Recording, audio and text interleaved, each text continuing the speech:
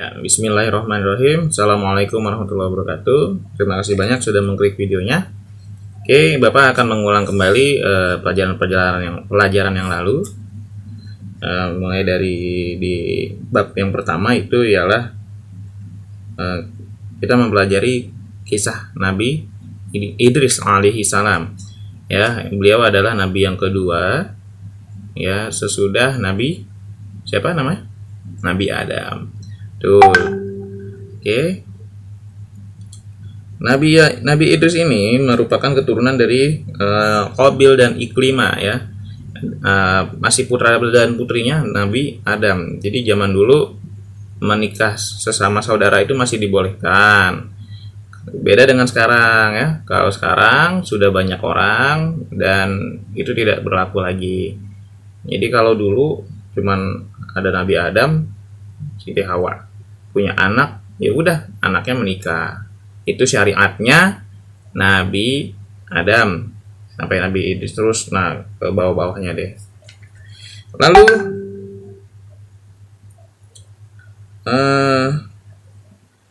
Qabil dan Iklimah merupakan putra-putri dari putra Nabi Adam. Nabi Idris adalah orang pertama yang menerima wahyu dari malaikat Jibril. Ya, beliau mendapat wahyu berupa suhuf ya, atau lembaran-lembaran. Suhuf adalah lembaran-lembaran. Kalau kitab berupa buku seperti Al-Quran kan, nah itu namanya kitab. Kalau kitab bahasa Arabnya itu buku ya artinya ya. Kalau suhuf artinya lembaran ya. Terus Nabi Idris menerima wahyu pertama kali ketika berusia 82 tahun ya. Jadi udah usia yang cukup tua. Nabi Idris pertama kalinya menerima wahyu di usia 82 tahun. Sejak kecil Nabi Idris belajar dari Nabi Shish ya, putra Nabi Adam juga ya. Belajar ilmu apapun itu banyak sekali ya, membaca, menulis, menghitung kayak gitu banyak. Lalu Nabi Idris dikenal sebagai nabi yang sangat rajin belajar. Ya, Nabi Idris berasal dari kata darosa, artinya belajar. Maka dari itu Nabi Idris sangatlah rajin mengkaji ajaran Allah. Banyak sekali ilmu-ilmu tentang keislaman ya yang dipelajari oleh Nabi Idris. Bahkan Nabi Idris juga itu pertama kali menemukan namanya pakaian yang terbuat dari serat tumbuhan ya. Ya, dari situlah Nabi Idris buatlah pakaian seperti baju yang kita pakai sekarang. Kalau dulu waktu lagi zamannya Nabi Adam nih, itu terbuat dari kalau enggak apa ya, kulit yang hewan buas gitu ya, atau enggak kulit yang hewan yang pokoknya yang inilah yang berbulu itu, agar mereka tidak kedinginan gitu ya. Nah, kayak mantel lah, kayak sekarang tuh mantel gitu kan. Gitu. Terus juga Nabi Idris juga sangat rajin mengkaji fenomena alam semesta. Contoh ini kayak ternyata ini ada pergeseran pergantian matahari menjadi bulan di malam hari kayak gitu tuh. Itu dikaji, dipelajari oleh Nabi Idris gitu. Kepo lah gitu ya, orangnya tuh kayak kepo. Bahasa sekarangnya kepo ya. Oke. Lalu banyak kelebihan-kelebihan Nabi Idris ya. Di antaranya beliau itu bisa menulis, membaca, menghitung. Ya, beliau itu sudah bisa dari dulu ya. Nabi yang pinter lah gitu ya. Enggak sedikit pengetahuan, tapi banyak pengetahuannya yang sangat rajin belajar. Nabi Idris pertama kali merupakan manusia pertama yang pandai membaca dan menulis dengan pena. Nabi Idris menerima 30 suhuf yang berisi petunjuk untuk disampaikan kepada umatnya. Ya. Nah, itu dengan pena tuh. Nah, Nabi Idris orang pertama yang pintar nulis ya, pintar nulis itu beliau. Nabi Idris alaihissalam diberi bermacam-macam pengetahuan, mulai dari merawat kuda, ilmu perbintangan atau ilmu falak ya. Kalau di Islam itu ilmu perbintangan itu namanya ilmu falak. Ya, sampai ilmu berhitung atau matematika. Nah, Nabi Idris orang yang pertama bisa matematika. Nabi Idris merupakan orang yang pertama pandai memotong dan menjahit pakaiannya, yang tadi Bapak bilang. Ya, Nabi Idris itu menemukan dari serat-serat pohon, lalu dipintal menjadi benang gitu kan, terus dijahit itu. Nah, akhirnya jadilah pakaian seperti ini. Kalau dulu pakai apa? Pakai kulit-kulit binatang ya. Atau menjadi bulu-bulu binatang tuh jadi mantel yang berbulu gitu ya. Terus nah, karena Nabi Idris itu sangat rajin belajar, nah ada doanya nih buat kita yang pengen belajar ya. Apa itu?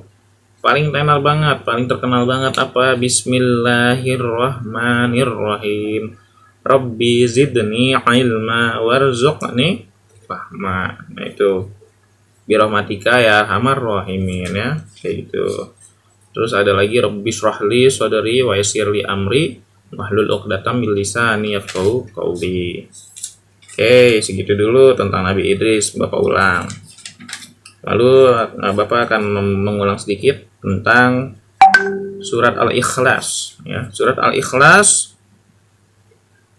oke, yang sudah kita hafalkan bersama-sama di kelas waktu itu ya. Bismillahirrahmanirrahim. Qul huwallahu ahad, Allahus somad, lam yalid wa lam yulad wa lam yakul lahu kufuwan ahad. Ya. Dari suratnya sangatlah pendek, sangatlah simpel, tapi luas maknanya. Ya. Al-Ikhlas ya. Dari yang pertama itu qul huwallahu ahad, katakanlah Nabi Muhammad ya bahwasannya Allah lah yang Maha Esa ya. Terus Allahus samad, Allah tempat meminta segala sesuatu. Ya. Lam yalid wa lam yulad, Allah tidak beranak dan tidak pula diperanakan. Jadi nggak pernah tuh yang namanya dengar Allah punya anak tuh nggak ada. Ya. Ya, dan walam yakul lahu kufuwan ahad, dan tidak ada yang setara dengan Allah. Udah maha besar, maha esa lah Allah itu, nggak ada yang menyamai Allah ya. Lalu al-ikhlas artinya lebih tepatnya untuk memurnikan keesaan Allah. Allah itu sudah esa, jadi diesakan kembali dengan firman-Nya sendiri, yaitu di dalam surat Al-Ikhlas ya. Qul huwallahu ahad ya, bahwasannya Allah Maha Esa ya. Tuh, Allah Maha Esa. Jadi Al-Ikhlas itu memurnikan keesaan Allah. Jadi sudah murni, esa, dimurnikan kembali ya dengan firman-Nya Allah. Ya, surat Al-Ikhlas merupakan surat ke-112 dan surat Al-Ikhlas terdiri dari 4 ayat, dan surat ini tergolong surat Makkiyah, yang artinya surat ini turunnya di kota Mekah ya. Gitu. Sebab diturunkan di Mekah atau sebelum Rasulullah hijrah ke Madinah. Kalau sudah ke Madinah itu namanya menjadi surat Madaniyah. Gitu. Surat Al-Ikhlas tergolong surat Al-Mufassal atau surat pendek ya. Surat Al-Mufassal apa? Surat pendek. Ya, surat Al-Ikhlas menegaskan keesaan Allah dan menolak segala sesuatu bentuk penyekutuan terhadapnya.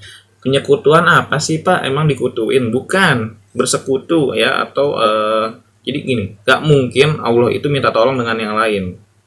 Ya, bahwasannya Allah hanya bisa bahwasannya Allah berdiri dengan sendirinya ya. Qiyamuhu binafsihi, Allah tidak pernah meminta bantuan ya kepada siapapun, tapi Allah Maha Esa, Maha segalanya dan Maha segala-galanya ya, tidak pernah meminta bantuan kepada siapapun ya. Lebih tepatnya ke arah tauhid ya, mengesakan Allah gitu ya, dan melarang kita untuk berbuat syirik ya. Syirik itu ya menduakan Allah gitu. Kita percaya Allah, percaya juga yang lain, nah itu nggak boleh, itu namanya syirik ya. Nggak boleh ya. Mungkin segitu aja dulu dari Bapak, nggak bisa banyak-banyak. Cukup sekian. Wassalamualaikum warahmatullahi wabarakatuh. Nanti kita akan kembali lagi ke bab-bab yang selanjutnya ya. Terima kasih banyak ya. Wassalamualaikum warahmatullahi wabarakatuh.